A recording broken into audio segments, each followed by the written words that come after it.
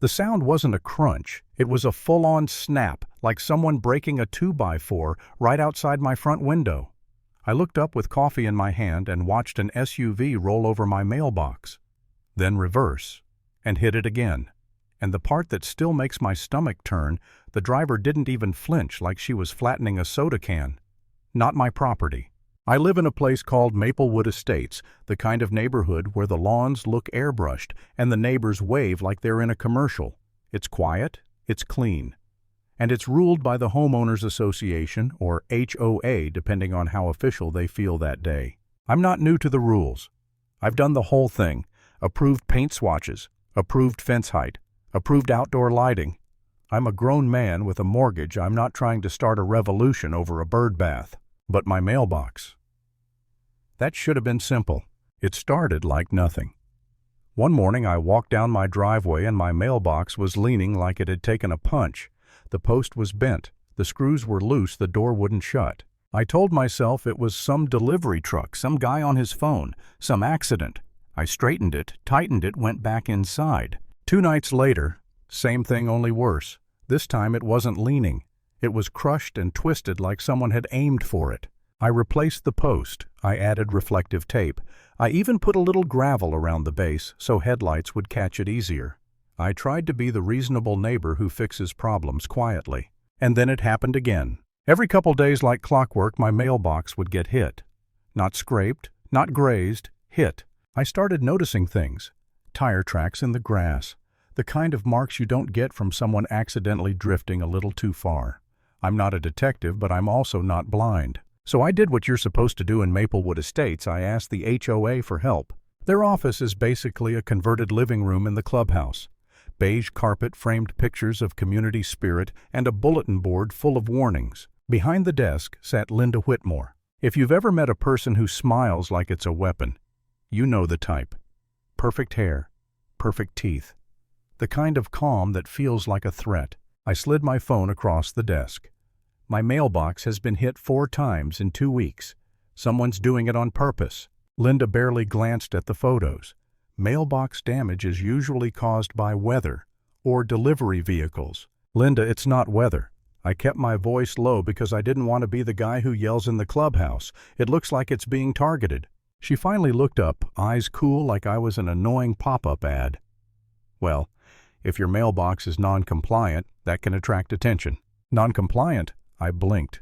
It's been there since before I moved in. She tapped a pen against the desk. The approved color is antique bronze, not whatever that is. I stared at her. It's black. She tilted her head like she was being patient with a child. Black isn't on the approved list.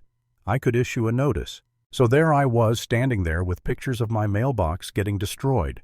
And she's threatening to fine me for the color. I walked out of that office feeling something I hate admitting, not confused, not unsure, just dirty, like I'd walked into a rigged game and only realized the rules after the fact. Still, I didn't go nuclear. I didn't post on the neighborhood Facebook group. I didn't call the police over a mailbox. I replaced it. Again, I bought a better one, made sure the height was correct, made sure the color wouldn't set off the HOA's allergy to joy.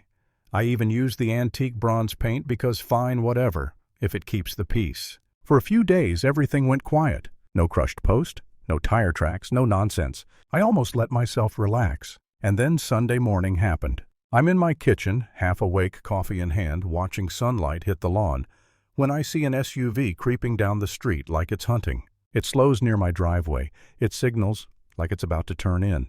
And then it lines up with my mailbox. Not the driveway, not the curb, the mailbox. I watched frozen as the front tire climbed the edge of the grass and the vehicle rolled straight over it. It wasn't a mistake. It was deliberate. The SUV stopped, reversed, and rolled over it again. I don't even remember setting my coffee down.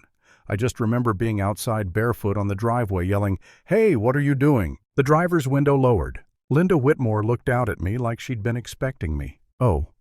She blinked slowly. "I didn't see it." "You didn't see a mailbox?" I pointed at the wreckage. "It's right there." Linda's lips pulled into a thin smile. Maybe if it was compliant, it would stand out more. My jaw actually dropped. You just hit it twice." She shrugged, and I swear the casualness was almost worse than the act.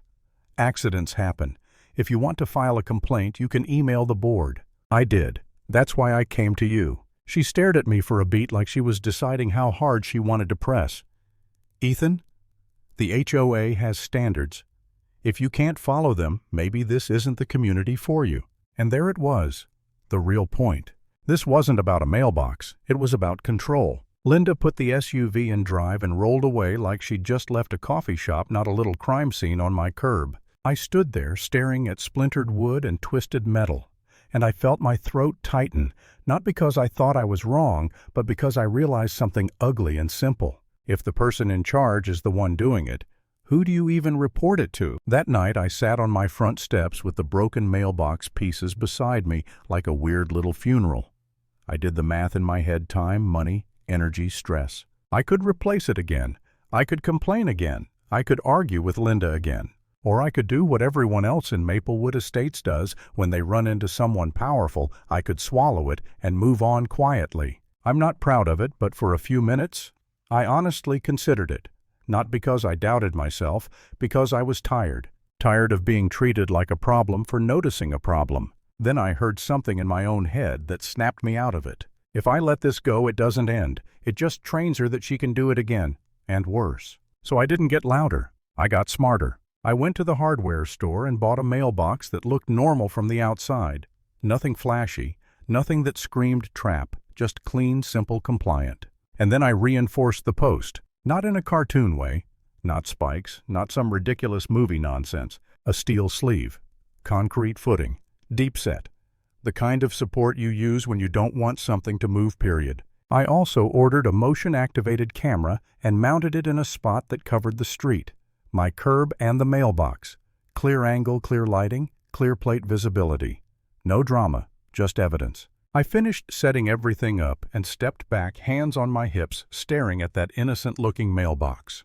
It looked ordinary, and that was the point. 2 days later, I woke up around 6:15 a.m. to a notification on my phone. Motion detected. I sat up so fast I nearly pulled my neck. The camera feed opened, and there it was, the SUV, the same slow creep, the same calculated approach. Linda. She eased toward my curb like she was lining up a shot at a carnival game. For a second, I almost couldn't believe she would do it again after our little driveway confrontation. But then I remembered her face. People like that don't stop because they're caught. They stop when it costs them something.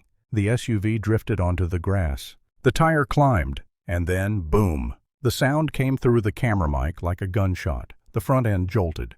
The vehicle lurched hard. Then the airbag exploded inside the cabin like a white pillow punching outward. Linda's door flew open and she stumbled out coughing, one hand on her chest, the other waving like the car had betrayed her. My mailbox didn't move. Not an inch. I walked outside, shoes on this time, and I didn't say anything at first.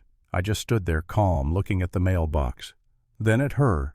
Then at the cratered front bumper. Linda looked at the post like it had personally insulted her. "What is that?" she snapped.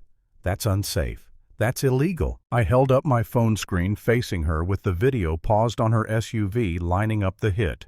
It's a compliant mailbox on a reinforced post. Her eyes flicked to my phone and away again fast. "You set me up." "No." My voice stayed steady. "You drove onto my grass and hit my mailbox. Again." Linda tried to compose herself, smoothing her hair with shaking fingers. "The board will hear about this." "Oh, I'm sure they will." I nodded. "Because they're going to see the footage." I didn't yell.